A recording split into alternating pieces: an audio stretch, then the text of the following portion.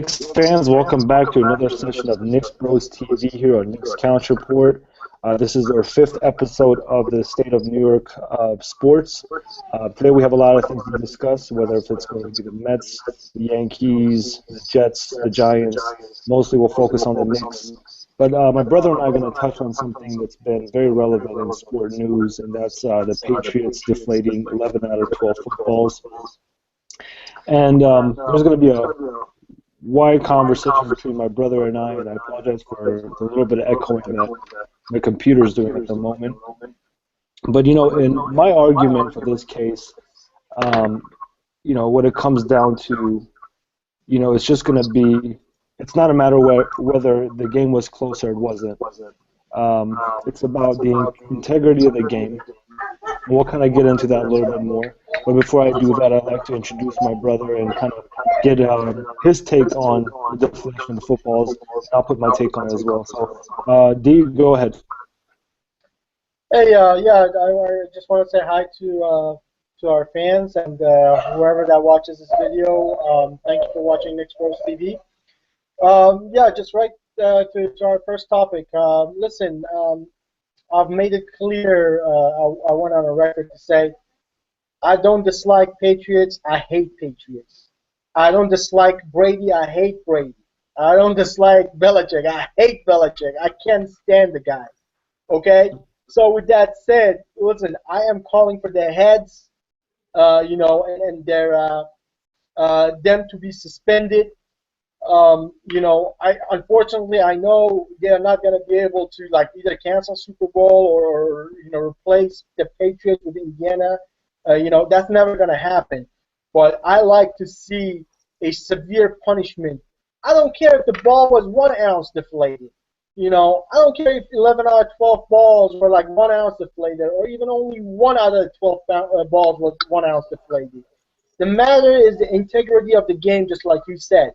The matter is that they discarded a rule, a law that was, part of the NFL rule book. So yes, it is a big deal, especially for somebody that it's for a team that is going to be a second-time offender. You haven't forgotten about the Spygate, and that's going to be always, mixed in their history and in their Super Bowl wins, because as we know, the Patriots haven't won nothing since the Spygate. Okay? Right. So, yes, I want, and listen, I don't care Belichick getting on TV and telling that he has no idea how this thing happened, and Brady saying the same thing. This is just the same old with the Patriots. Nobody's going to take the blame. Unfortunately, I have a feeling that they're just going to blame this on some kind of equipment manager or a ball boy and fire the poor guy and just, get away with this thing without any punishment or anything.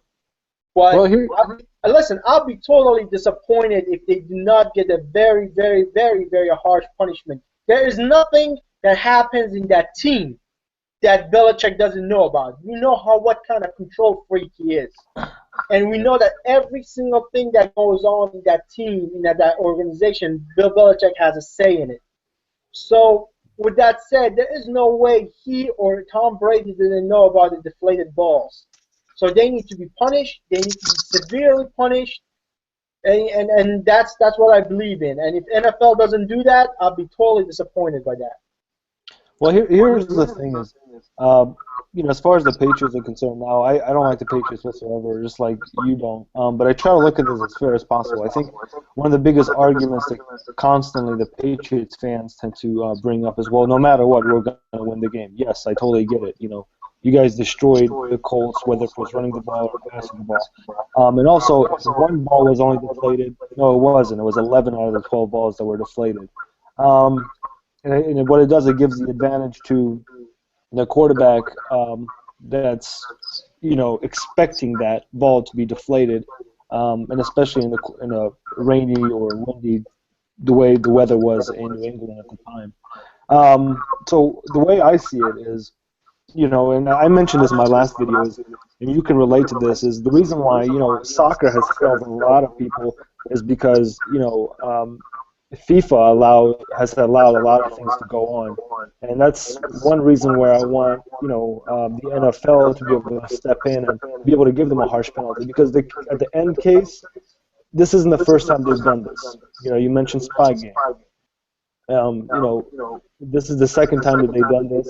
So, you know what? I don't think it should even be out of sight or out of mind for them to not be in the Super Bowl. I mean, think about it. I mean, if you have messed with the game the way you have on numerous occasions, there should be a harsh penalty. Maybe even consider taking one of those banners away from them. What's your take on that?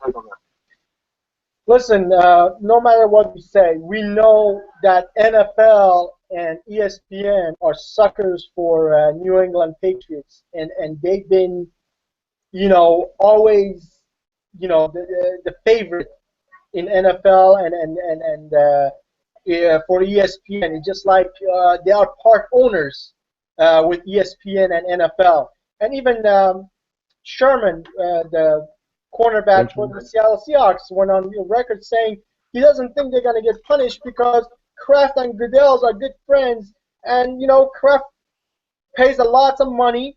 He has friends, friends in higher places. He has friends in ESPN, and as we see, they talk about them 24/7 on the news, like they are the angel, the saviors of NFL every single day, whether they are in a Super Bowl or not. Well, In my that's opinion, where I disagree with you. listen, in my Listen, opinion, I I agree. don't care what they are. I don't know. I don't care who they are. They are the teams that got beat by the Giants twice. They were 18-0, and they wanted to go 19-0, and we didn't let them win. We whooped them like they were supposed to be whipped. And then they came back again, and we won again. And listen, this is not. Um, this is a thing. I have a feeling that's not going to happen. They are not going to get punished, but they should be punished. They should be punished Well, the harshest, the heaviest penalties, the draft picks, suspending Belichick for a whole year, suspending Tom Brady, whatever is possible. They played with the rules. It's not that they just, they just try to take advantage of something. They just messed up the rule. They took advantage and totally disregarded the rule. And like you said, I don't care if they were throwing pillows, they would have won that game. That's fine, But the funny part is that they do not even believe in their own abilities, and they have to cheat to make sure that they win a game. well, And a team like that doesn't deserve to be in a Super Bowl, doesn't deserve to be talked about, and doesn't deserve to have as many banners as they have. I was just thinking about the two Super Bowls the Giants beat them, so I had to reflect on that for Hey, a second. listen, But just thinking about that makes me smile, bro. Every time I think about that, it makes me smile. Just love to see them 18-0, so confident that they're gonna be 19-0, best team in the history of football. But you know what? They hit the wall, and that wall was called the G-Man. yeah.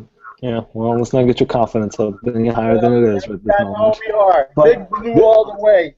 I disagree with you. It's not like you're getting green, It's all We'll big get, blue. we'll get there in a moment. We'll get there in a moment. But I do disagree with you in one part. One part I agree with you with ESPN and the NFL always setting up the Patriots. What it comes down to, Roger Goodell's money is basically every NFL owner pitches in to pay Roger Goodell his salary. That's what it is. Listen, That's in my how it opinion, works. Kraft pays more to Roger Goodell to keep Patriots relevant. That's But my opinion. but that's where I disagree, because I think with the things that Roger Goodell has faced this year, whether if it was the domestic violence issues, whether if it was the challenges that he has seen, I think for him to stay consistent with what he did with the Saints coach and how he suspended him for a year, I think the punishment will come down harsh on the New England Patriots. Well, I'm really hoping, and I think that's what the case is going to be. Yeah, that's what you're Um, hoping. But no, listen, if, I if, know. if that instead of the Saints, that was Patriots, that would not been the punishment to them. That's what I I'm agree telling with you. you. I agree with you. That's why their punishment was Listen, Spygate. if there was the Giants, if there was the Jets, if there was let's say Buffalo, Arizona, any other team that was involved in this Deflategate, they would have had a punishment by now, and there would have been a severe punishment for them. But I if get it. it's I steering get on it. Patriots, it's not going to be like that. But at the end of it, you will see a severe punishment. And the reason why I say that is because it's not their first time doing this; it's their second time doing it. I don't know. Listen, I hope so, but I don't think it's going to happen. What is a severe punishment in your mind? Uh, it's going to be a severe fine for Belichick, severe fine for What's the the team. okay? For the team, they have to take away draft picks. Okay, how Belichick has many? Get more specific. Get more specific. If I was Roger Goodell, I would take away 2 draft picks from them, 1 first round, 1 second round. I will suspend Belichick for a full year, and I would suspend Tom Brady for half of the season. Okay, wait. I want to be able to dissect this as best as possible. So you're saying, let's just say, after the investigation, the 40 interviews the NFL has conducted, the results come out and say, oh, Belichick knew about it. Okay, do we hold Brady and Belichick accountable? Of course they hold Brady and Belichick accountable. It doesn't matter if Bill Belichick knew about it or not. He runs that team. You know, the whole team is offender. So Belichick has to be suspended for a year. Tom Brady for half the season. 2 draft picks, 1 first round, 1 second round. $1 million fine for Belichick. Another $1 million for the team, and that has to be the end of it. What is a small fine? What is a typical Patriots fine? What do you think that would be? Listen, for Spygate, Bill Belichick got fined $500,000. So and then they took away draft picks too, didn't they? I don't remember. I could have sworn they did. But since this is their second, offense, in my opinion, the fine has to be doubled. Draft picks have to be doubled.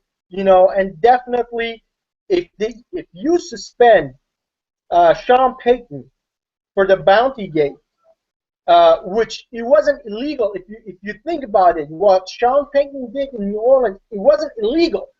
He was paying the players for making a hit. He was not breaking any rules. He was not breaking any of the NFL rules. He was, paying players for making hard hits. Yeah. It's like a bonus. He got suspended for a year. But Bill Belichick has broke the rule. Has undermined NFL and authorities. So he has to be at least suspended for a year. That's like the minimum it should be. And Tom Brady has to be suspended for half season just because there is no way an experienced player like him didn't know 11 out of 12 balls were deflated. You know what's amazing about this entire thing is the fact that that legacy is going to be butchered, and I'm going to love it. I'm going to love it. Because every time you talk about Super Bowl, you'd be like, oh, no, they won it because of the Spygate. Yep. The guy is a cheater. Cheating is gonna be in their DNA, and it's gonna be in their legacy for ever and ever and ever. You know what's amazing is the fact that later on the previous GM of the Panthers came out and questioned the Super Bowl in 2004 when the Patriots beat them by 3 points, and he stated that. He's questioning whether the footballs were defense. Do you think this has been going on longer than what we expect? I think so, man. The way Belichick keeps cheating, you would think that the cheating DNA has been in him since day one. I mean, the only ones that we know is the ones that he got caught for. So God knows how many times he has done it and he hasn't been caught for it. Well, let's say it comes out and who's the one that directly told the equipment manager, hey, I want these balls deflated. Would that have a huge impact of him entering the Hall of Fame? Listen, it comes out that he directly knew what happens. This is 2 times that they are cheated. It definitely is going to have effect. I'm not saying he's not going to get into Hall of Fame, but you know what? He's not gonna get into Hall of Fame the first time. And and I think it's very important to him to get into the Hall of Fame the first time. But in my opinion, he will not get in there just because of the cheating DNA that is in him. He's not going to get into the Hall of Fame the first time. It might take him a couple of times, before he enters the Hall of Fame. Well, in baseball, they don't allow Pete Rose to get in there. He cheated. I mean, his cheating was a little more out there, but that's probably something that they might consider down the line. Yeah, but I don't know. That's what they would really consider for him. But I'm pretty sure he's not going to get in there the first time. It might be a few times before he gets in there. But I just don't know why we would put somebody in there that has a cheating DNA and they keep cheating in the games and they undermine the rules and they break the rules and undermine the NFL authorities. It's just kind of sad for me to see that, but it is what it is. It is the Patriots. They have the money. They pay NFL. They pay ESPN to make them look good. Grab the Patriots flag and run it all over the world for them. It is what it is. We can't help it. You know what's interesting is nowhere you see the fact that maybe one of their banners can be taken away. I know, again, I keep going back to soccer, and they've done this with a famous club like Juventus got caught cheating. They took away 2 championships from them. They relegated them to the B League. What that is, that's more of a minor league compared to what the major league is concerned there in Italy. So the fact that one of their Super Bowls cannot be questioned and taken away kind of amazes me about how American sports works. Yeah, absolutely. I mean, you should be able to do those things as well. If somebody gets caught cheating, but unfortunately, it doesn't work like this in the NFL, and sad to see that because that sort of punishment would really send a message. But like I said, when we talk about Patriots, it's even hard to talk about punishments because they always get away with things on an easy side and don't even get punished for it. All right, well, let's switch into a little bit more outside of the Patriots. Kind of drag this a little bit further, but it's a really interesting topic because it's a team that I despise, and the fact that they're on all over the news and the negative media, I love it. Let's get into the Giants a little bit. I know there's been talks, rumors about maybe the Giants pursuing Dominic Sue. What is your take on acquiring Sue? Listen, we really need defensive player. We need players that can rush the quarterback, and he's one of the best right now. And I know he has some problems, some character problems. He's not very much liked in NFL. Because all the little dirty plays that he does. But I think under Coach Coughlin, he will not dare to do any of those dirty plays. I think he would be a good addition to our defense and having him and JPP, I think it will give us enough pass rush to kind of bring that defense back to what it used to be. And under Steve Spagnuolo, we know that he is so much about blitzing and so much about pressuring the quarterback, and he's going to need a good defensive front to be able to rush the quarterback.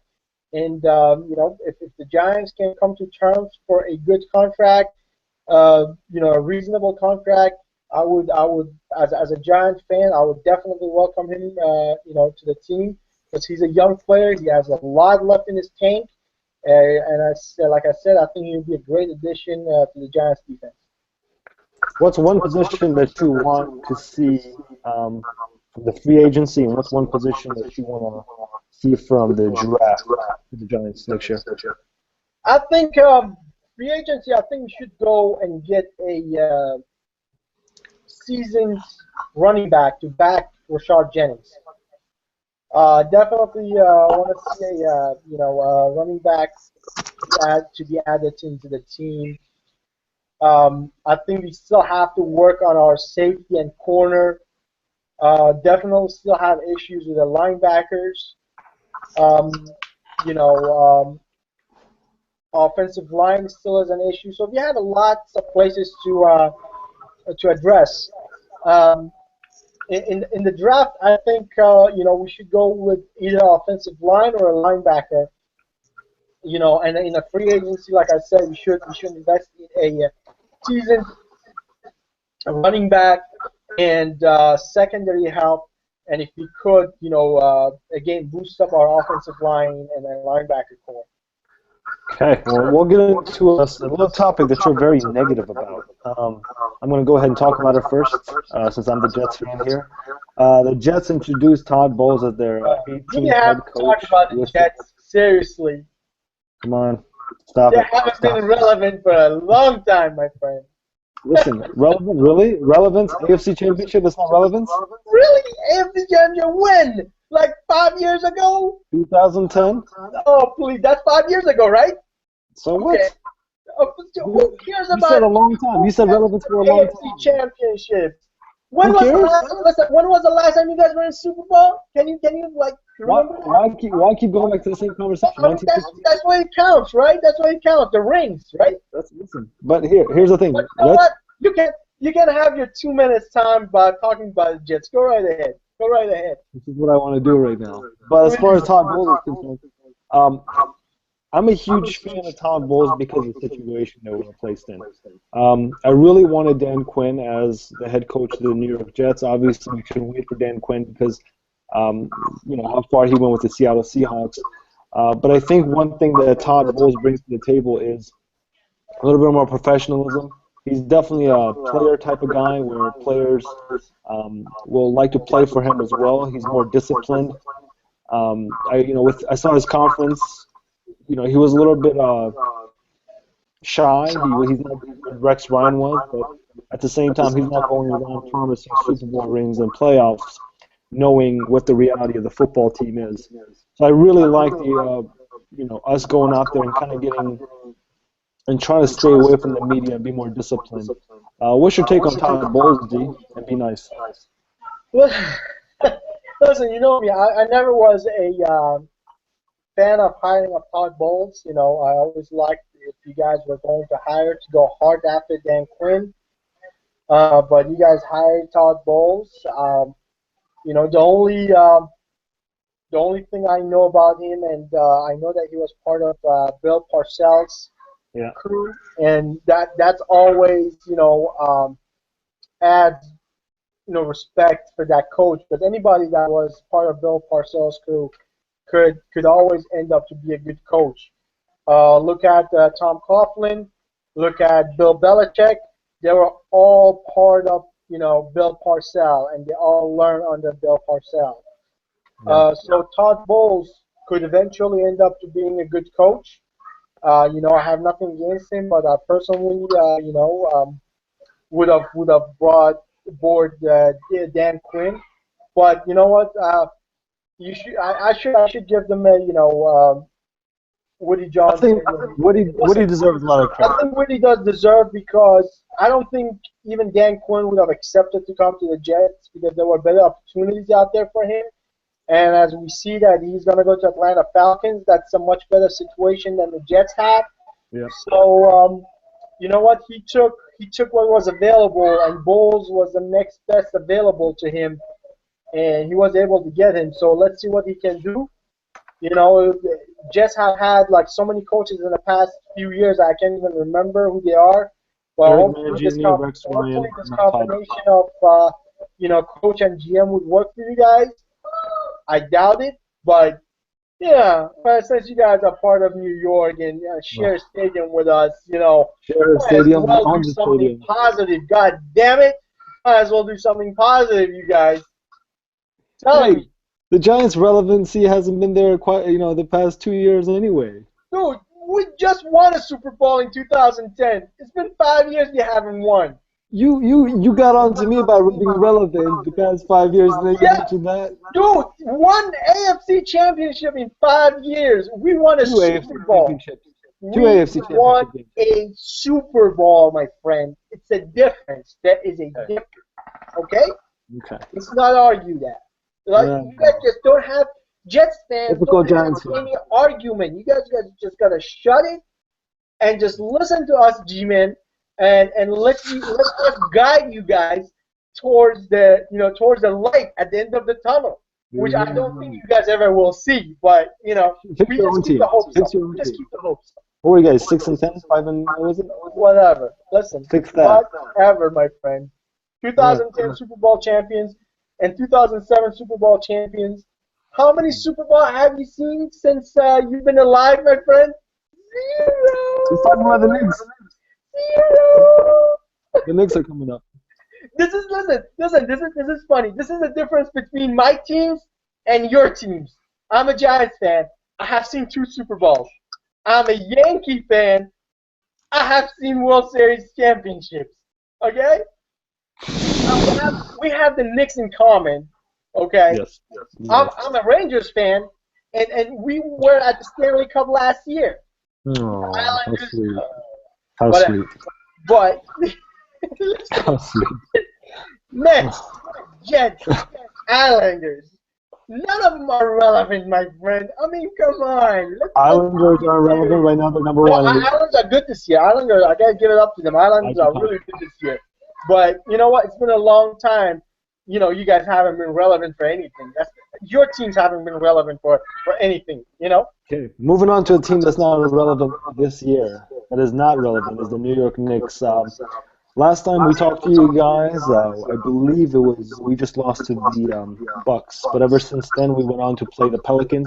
We beat Pelicans 99-92, Sixers 90-91. We beat the Orlando Magic 106-113. I guess you can kind of say we played some teams that weren't good, compared to the rest of the schedule that we faced. But I'll take those 3 wins. I think what those 3 wins did, it brought the team together, team chemistry. Yeah. It got the fans involved again. I thought that long stretch of 15, 16 games really, really put a dent between the fans. Even Spike Lee didn't want to attend games. So that seeing them win was really great. I think Galloway has really shown himself as a really good point guard. His 10-day extensions have been extended ever since we signed him. Also, Thomas from the trade from Oklahoma, he's done really good. And then Amundsen, is that how you pronounce his name? Amundsen? He's got such a I weird think name. it's Amundsen or something like that. Not a big fan of him. I'm not a big fan of the guy. Can't even hit the free throw. I'm not a big fan of this dude. His free throws last night, he cost us a little bit. When we played, who did we play last night? The Hornets. He cost us a little bit in that game. Yeah. That was a hard-fought game. That was a very hard-fought game. Stoudemire disappointed me last night a little bit on the offensive side, but I thought he played hard on the defensive side. Tim Hardaway Jr., I got to give it up to you. I mean, he was so clutch in the threes last night, where it was really impressive. It's like a second or third game straight that he's been playing well. Looks like his confidence is back up and he's playing well. Listen, we only have like 7 or 8 wins, but the last few games I've been really impressed. Galloway, I love this kid. I hope that this kid is going to be part of the future, and the way he's going looks like he is going to be a part of the future. The kid has the confidence. He can shoot. He can go to the basket. He could be a future, point guard for us. In few years, because he's still too young. He's only 23, so he's still got 2-3 more years to learn under a seasoned point guard. But beside that, he's been good. Lance Thomas, he's been playing good. It's good to see these players come out and hungry and play good and win a few games. We have lots of work to do still, but like you said, after losing 16 games straight, it's nice to see winning, 3 games. And even the last night game without Carmelo Anthony, I thought it was a very hard-fought game. All those players, basically you probably, you have to take Amari Stoudemire out of the equation during the offensive game because he went, 0 for 5 or 0 for 6.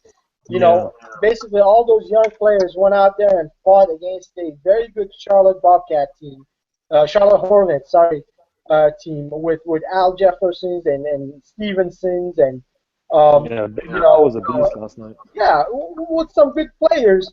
and we threw out some young players. We threw out like a Galloways and Larkins and a Hardaway, and it was a hard-fought game. They played good. Uh, I didn't have anything negative to say about last night's game.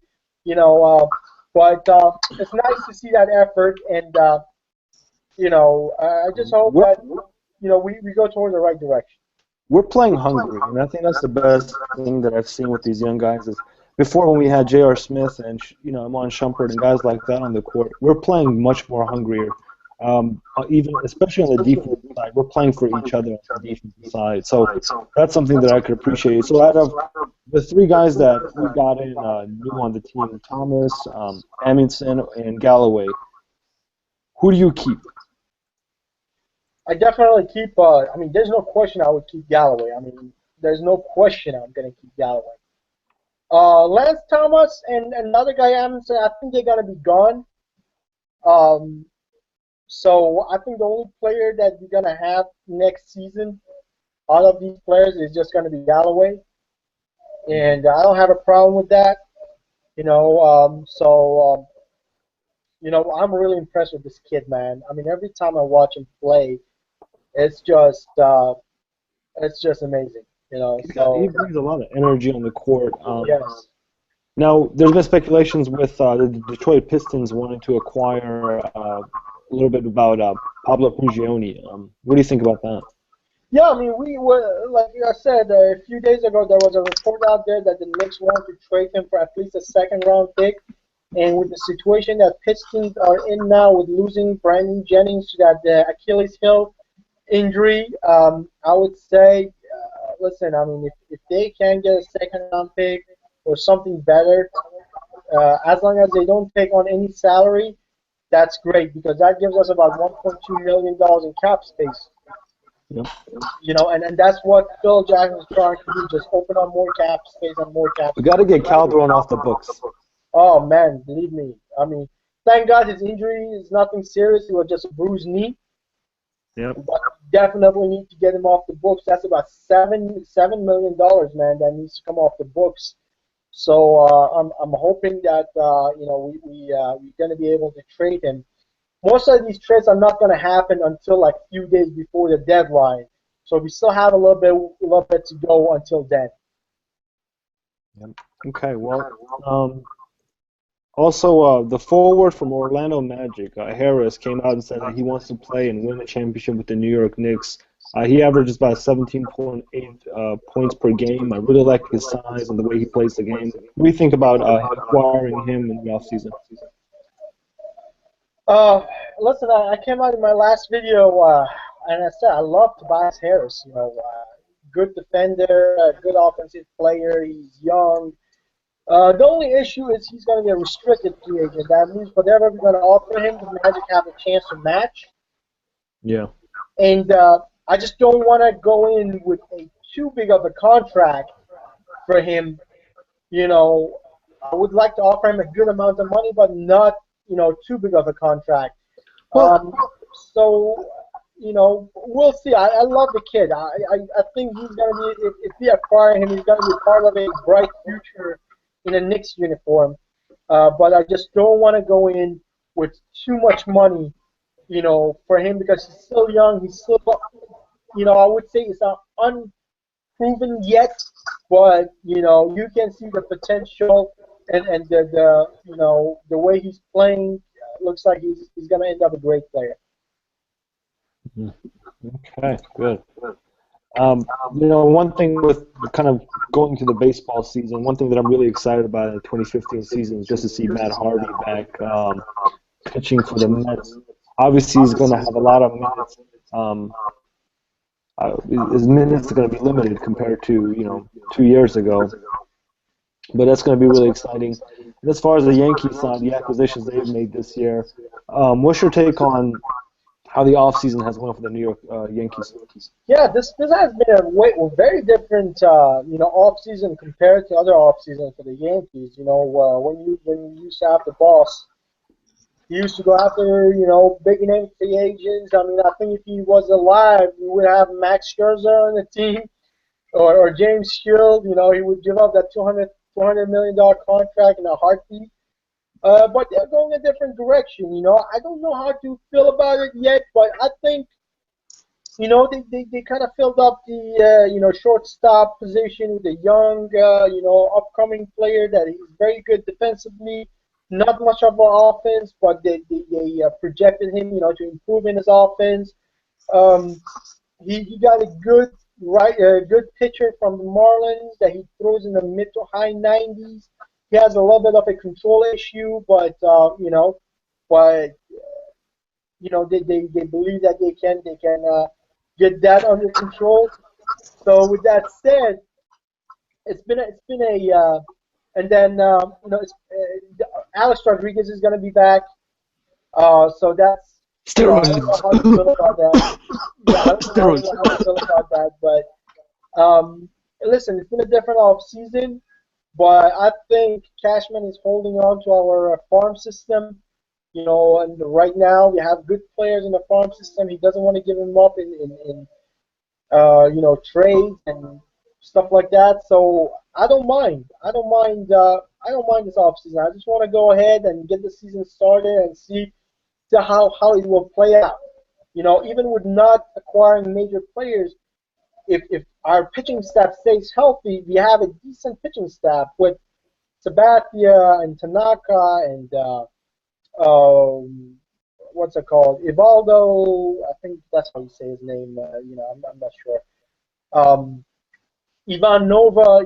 So we got a decent pitching staff. They stay healthy. Um, I'm like I'm like the whole season like is over in a year. I'm just like forgetting all these names. Well, it's not Uh, baseball season right now. There's a lot going I on. know. I mean, it's like so hard to remember these names while you're not in the season. But anyway, and then you have a good lineup. I mean, you still have Brian McCann. You still have Jacoby Ellsbury. So Mark Teixeira. So all it's about staying healthy, and I think if they stay healthy, they can compete. But we'll see how things gonna work out. Super Bowl prediction for me. I Uh, was going to say, how about your Mets? Is it just Matt Harvey that you're excited to see? Pretty It's much. I mean, I mean, hey, you guys are such a disgrace. the Mets came out and say ticket sales are higher than what they were last year, so I don't know where that's coming from. But Okay. I think I don't know. We just need a healthier David Wright. The season sometimes when he's healthy, we tend to do good. But I guess for the most part, Matt I'm Harvey's glad, the I'm running back. glad you're so positive about the season. Hey, what do you want me to do? Every year I'm waiting for the next offseason. Oh my God. Super Bowl predictions. I think we're going to see a 27 to 24 Seattle Seahawks. I don't like either teams, to be honest. There's a couple of players on the Seahawks that kind of, I mean, Lynch, the way he behaves on the field, I think is disgusting. Sherman's a little annoying to me. I hate the Patriots. They cheat. So it's kind of like either way, I'm going to watch the game, but I'm not going to be too fond of it. I hope the Seahawks do win. What's your predictions for the Super Bowl? Same thing. I don't care about either team, and I hate the Patriots. But you know what? I like Wilson on the Seahawks. I like Pete Carroll. I hope Seattle is going to win. I said at the beginning of the season after the Giants were basically eliminated that anybody can win the Super Bowl, but the Patriots, I'll be happy with it. You Yeah. know, I just want the Seahawks to go out there and put the whooping on the Patriots that like they did on the Denver. I like them to crush Tom Brady and like sack him like 6, 7 times. That's what I want to see. I know it's not going to happen, but if there was a wish that's going to be granted for Super Bowl, this would be my wish. But you know what? As long I'm as we getting see, as embarrassed. long as we see a good game and we see Seattle coming up, victorious, I'll be fine with it, man. It's a lose-lose situation with the Patriots. You win, you're a cheater. You lose, you're a cheater. Hey, That's the way I it see is. it. It is what it is. You're right. Yeah. It is what it is. Well, January 27th, we're 2 days away from the Islanders facing off with the Rangers. Obviously, last time when they played, the Islanders Islanders beat the Rangers 3-0. It's the first Yeah, time that the Islanders have Islanders goalie has shut out the Rangers in Madison Square Garden, so that was a huge deal. Um, so January 27th, that game is going to be right around the corner. I really don't have anything else to kind of talk about in this session. Do you have any questions, Steve? no, listen, yeah, I'm looking forward to that game too. Don't count on it to have another shutout.